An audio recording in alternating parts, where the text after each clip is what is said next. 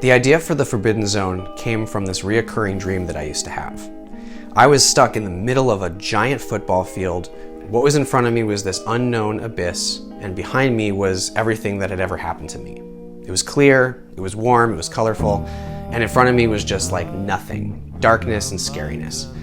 And I was physically stuck in place, and that was the whole dream. That's where the Forbidden Zone came from, that we have all been stuck. We've all been unsure, we've all been in a place of really not knowing where it is that you're headed towards, and you're kind of hesitant to go there because you can't see it.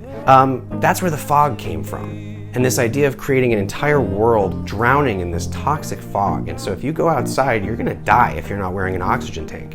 I knew I wanted to do stop motion because I love the detail and nothing else looks like it. The part I like most about stop motion animation is all of the fine details that, unless you're setting up the shot, it's something that I didn't fully appreciate until I was in a behind the scenes mode and seeing Zach set up these worlds, and the very, very minute detail that goes into every single one of those shots is extraordinary.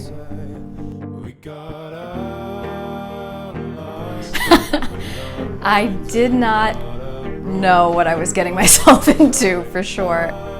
The clarity of thought behind the story has to be so airtight that when you go into the edit, you know exactly sort of the thrust of the story that you're trying to tell, and I thought that was really interesting, that there's a rigor to animation. The Forbidden Zone would not exist without the help and generosity of dozens of incredibly talented people who all volunteered their time over and over again just to help me out.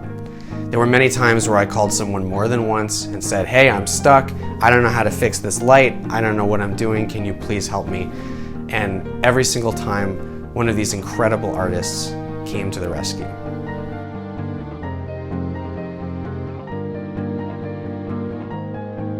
This is just the bare bones skeleton. We're gonna cover it all with rocks and mud and look like a real cave when we're done.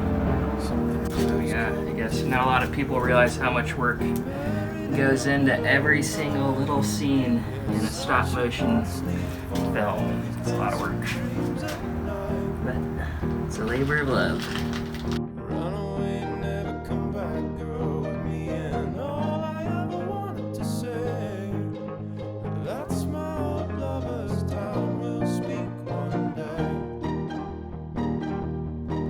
Dumont was lovingly designed by Grace K. Garcia. We decided early on that we wanted to do 3D printing and rapid prototyping replacement parts. This made animation easier for everybody because you could swap a piece out on the face without having to move the entire puppet.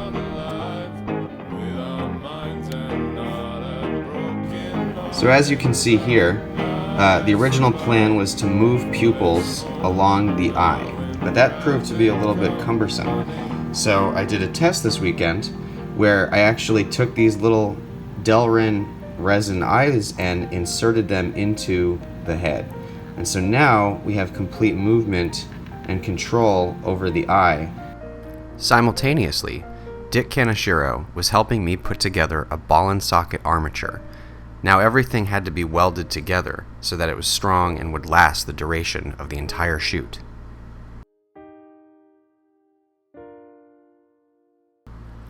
Once everything was together, it was time to get the puppet over to costume.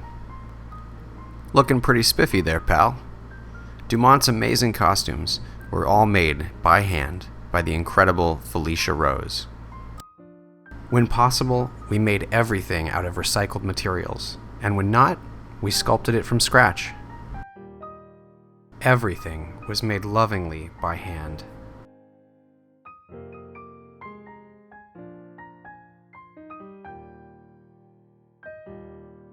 And when we didn't have to animate on it with a real character, we made the set out of paper.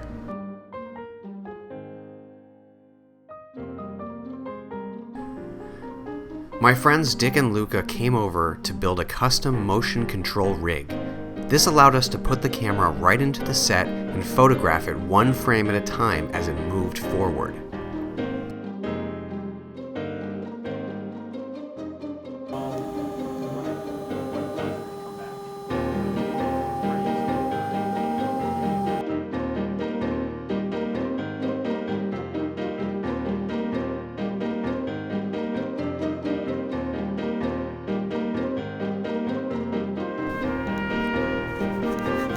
The biggest set piece we built was 4 feet wide and 8 feet long.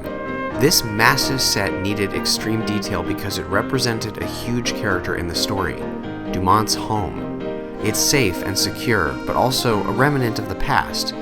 The train station's design was inspired by Jungfraujoch in Switzerland and the Hiroshima Peace Memorial in Japan. Because of the scale, we actually call this a bigature, for big miniature.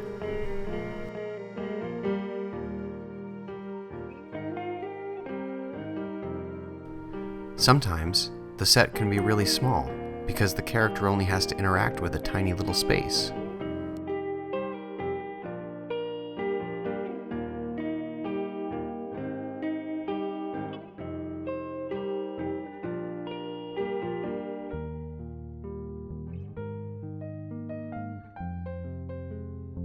So I've attached a light to the motion control rig to simulate the movement of the nymph crashing. So it goes down and it fades. What I'm doing right now is I'm actually doing a test run to make sure that the move of the light looks good and the shadows are good.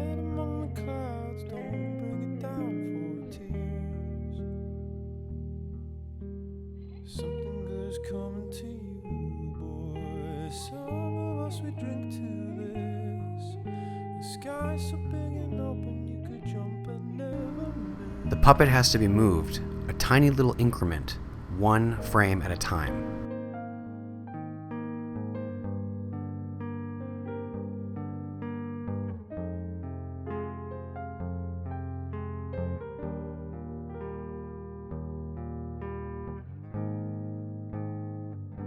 It's a very slow process and a very meticulous one.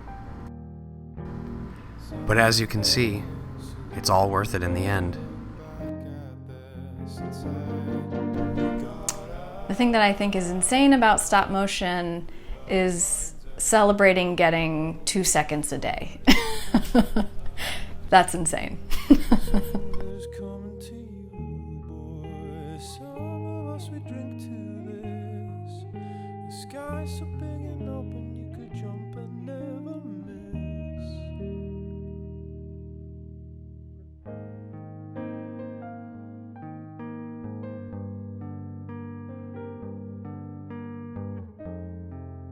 Almost every single shot required some visual effects magic done in post.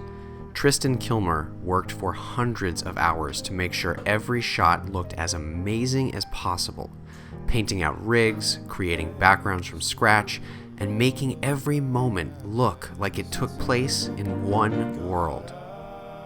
This film is about perseverance, and stop motion is a perfect embodiment of that. You don't have to know what it is completely that you're chasing, but you gotta chase after it. And you don't always have to have this confidence that you know it's gonna work. A lot of the time you don't know it's gonna work, but if you have an idea, if you have something that you wanna do with your life or the person that you wanna be, you have to chase that. You have to go into the fog and into the unknown, and you have to actually try and get that thing, even if you can't put it into words.